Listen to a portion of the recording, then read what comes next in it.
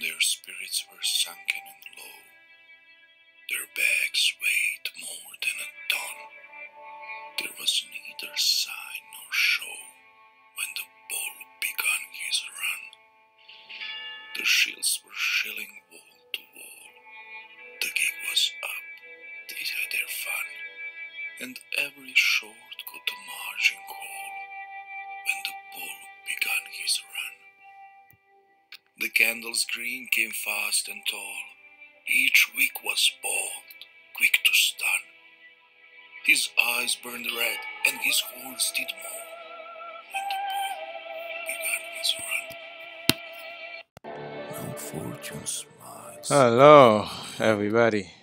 Today we're gonna look at the 7 amazing facts you don't know about Bitcoin. Amazing things. Price is raging up. We are in an uptrend, but it's important to remind ourselves the importance of Bitcoin and what makes Bitcoin so important, and which is in contrast to what we heard from the mainstream media. Most of the time, they said it's bad for the environment. It's a bubble. It's a speculation. All this nonsense. So today we're gonna look at the 7 amazing facts you don't know about Bitcoin. First, let's go over here. Inflation in houses. So over here, back in 2015, the average house would cost 1,000 bitcoins. Now, one house costs only 6 bitcoin. So you can now buy 183 times more of housing in Bitcoin today compared to 2016. Now, in a time where most millennials or any young person cannot afford to live, to buy their own house, um, they are even having a hard time to rent. Having Bitcoin back then, instead of putting in a saving for a down payment, if you save that into Bitcoin, you could probably buy the whole house itself. So that's amazing. That's an amazing fact. Most mainstream media will not tell you. Okay. So the second one is Bitcoin mining help reduce environmental impact of gas flaring and venting from the oil fields. So when there's this company right here, this is upstream data. So they just built those units of generators inside. They have like natural gas generators that take the natural gas from the oil field. So if you look over here, when the oil is coming out of the ground, there's a excess gas coming out with it. So this is natural gas. So this has to go somewhere. Most of the time, they can't transport it to the city. They have to burn it on site. So they flare it. So that's what's happening here. So what upstream data is doing, they're just producing those units where you can just put it on site. Um, if you own a place like this, you can use that energy that's going in the atmosphere. You can put it in that machine, and that machine has a generator inside that will take the gas and produce electricity with it, and then it will go to the Bitcoin miners, and then the miner will create, will secure the network. They will help secure the Bitcoin network. So this way, Bitcoin help protect the environment. It's the same thing on the landfill. Every big city has a landfill. Every city has a landfill. All your waste you're generating at home, you send that to the landfill, and the landfill has produced a lot of methane gas. Um, So those methane gas usually they get flared into the atmosphere. So you can have those units, right? 100 of those spread out around the world to clean up the mess that happening in the landfill from gas flaring, and take that, put it into real energy, put it into money to help secure the network. And there's no other way you can solve this problem of flaring or venting other than just Bitcoin, because nothing else will use that energy.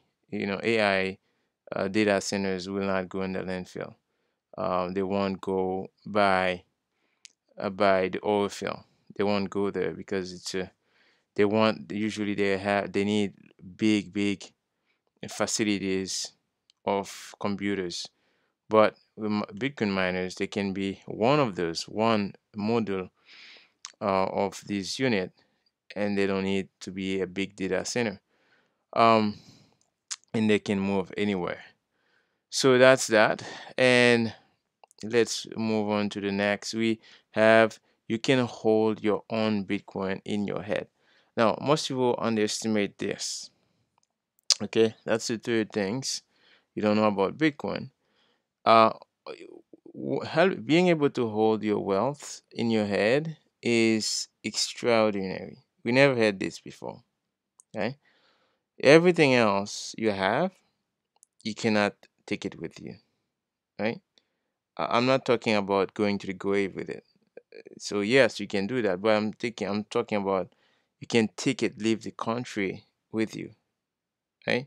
And nobody knows this. Nobody knows if you have it, right? So they ask you, okay, what's in your head? Well, they can't. They can't. There's no way to find out, right? So being able to hold your own money in your head, right? So the money you spend, the time, the energy to acquire is extraordinary. Right? We never had this before. So that's another thing most people don't know about. And by the way, it's only 12 words. 12 words. So 12 words or 24 words, you just memorize them and you can go anywhere with it. And when you get to the country you're going to, you just take those 12 words, you download the wallet, and you get your Bitcoin.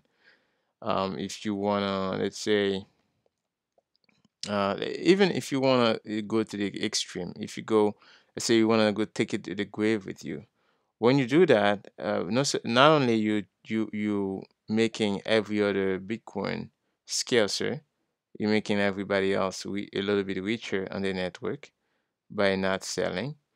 But so you have this like a key, right? You take with you, right? So you take your wealth with you, which you can't do with your in a house with a house, right? If you didn't pay your taxes, your kids didn't take care of the house, you can lose it.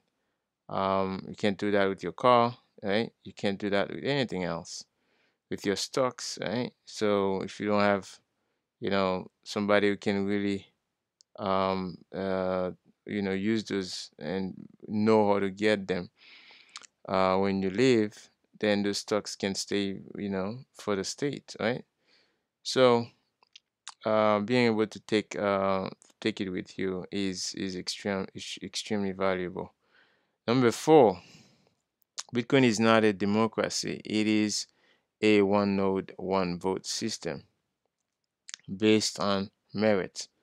So a lot of people think, hey, I made Bitcoin thing, I'm just gonna um, kind of squeeze in and then have as much Bitcoin as I can so I can influence the network, like force changes or push upgrade and things like that. Well, unfortunately, it doesn't work like this. Bitcoin is not a democracy. It's not like the majority vote on you and screw you, the individual.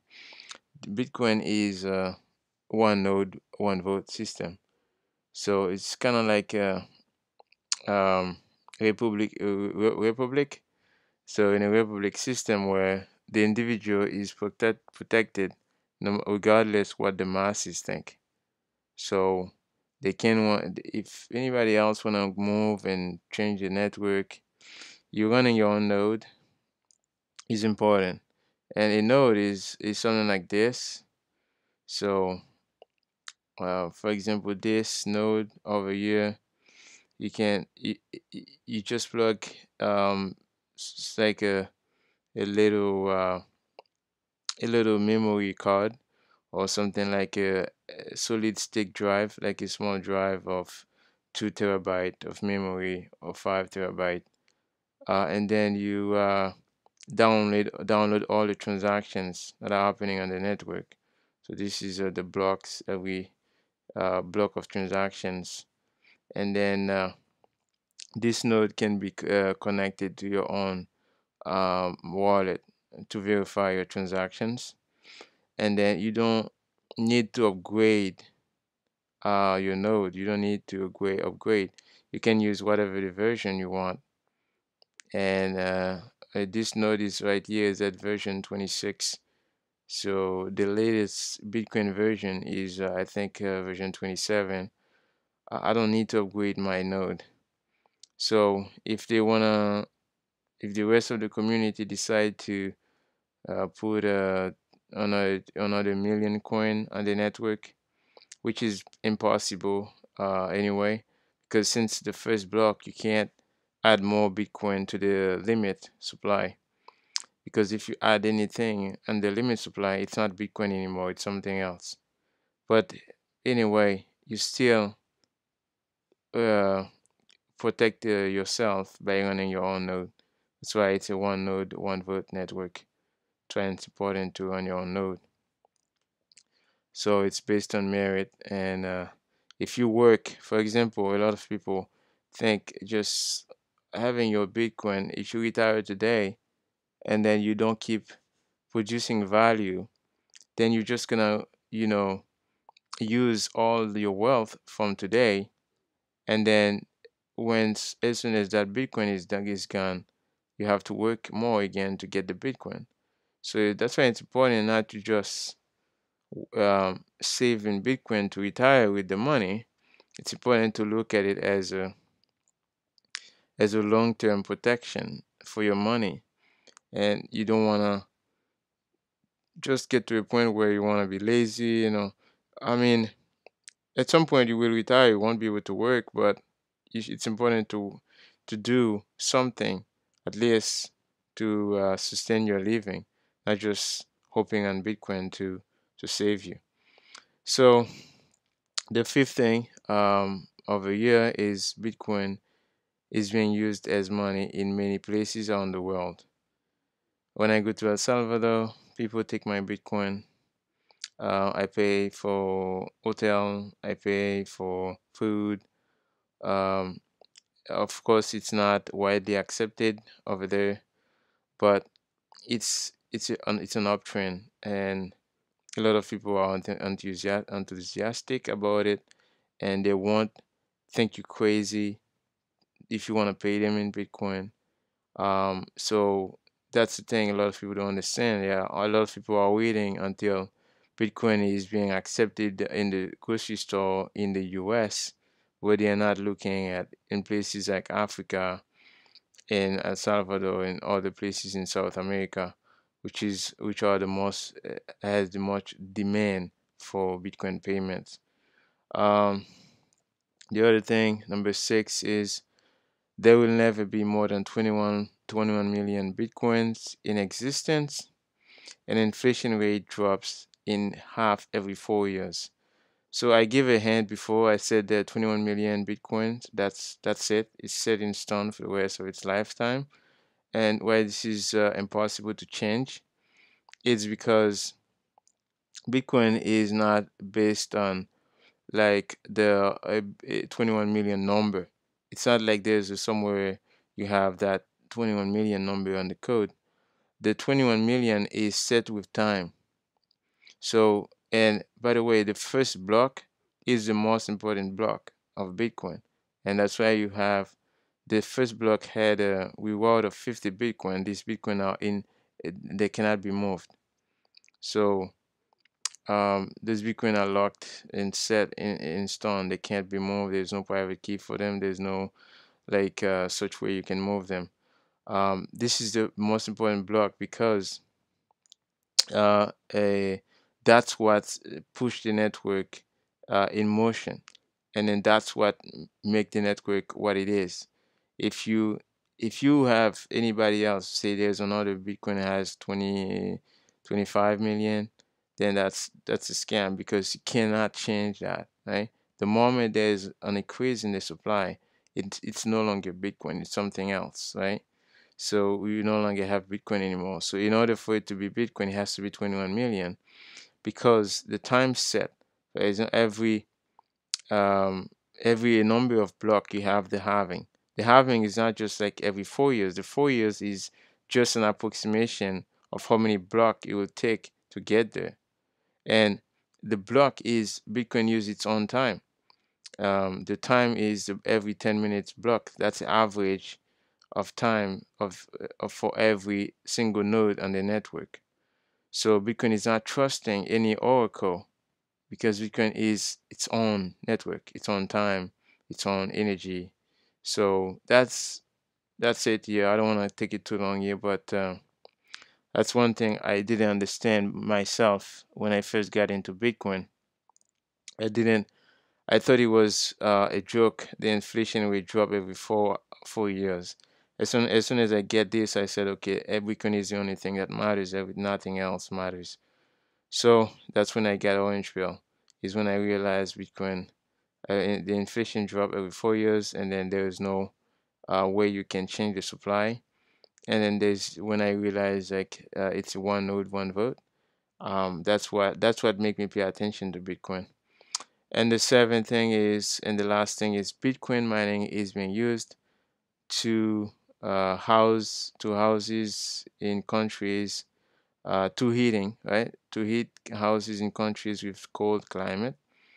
So uh, I think miner like Marathon, they was using that. They have miners in places like Netherlands or somewhere in Europe where they mining they use the energy. They mine the Bitcoin and then they use the excess heat from the energy from the miners and then push that heat to houses. So they convert that into a liquid and then push that liquid to the houses and circulate and come back to the miners and then warm again and then go back to the houses. So this is a very simple process, but it's very amazing how this can be done using Bitcoin mining and it's much more efficient. A lot of people talk about heat pumps, right? Heat pumps. Well, some heat pumps, after a certain degree, your heat pump doesn't work anymore, right? If you are in a very cold climate, you won't be able to use a heat pump because the heat pump will not keep up with the cold.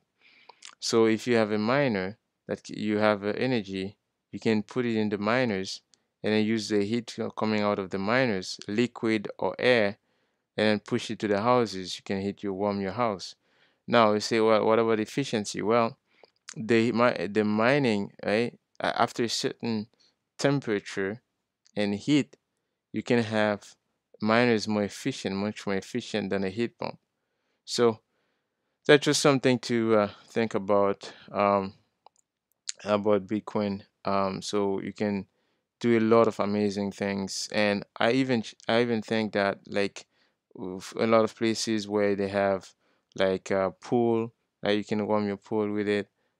You can warm like especially if you have a big hotel that need a lot of heating.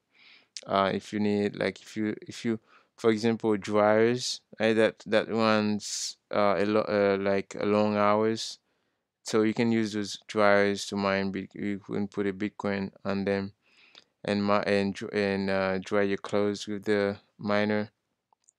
I mean, you can use a miner to for a lot of heating in the house, a lot of things. In factories, you can heat those miners, right? If you want to warm, if you have a big factory that require a lot of heating to keep things warm, then of course you can use miners and that too. So anyways, those are just 7 amazing things people don't know about Bitcoin. I wanted to just talk about them. If you like, please comment, subscribe, and let me know what you think. I'll see you again in the next video. Bye, cover.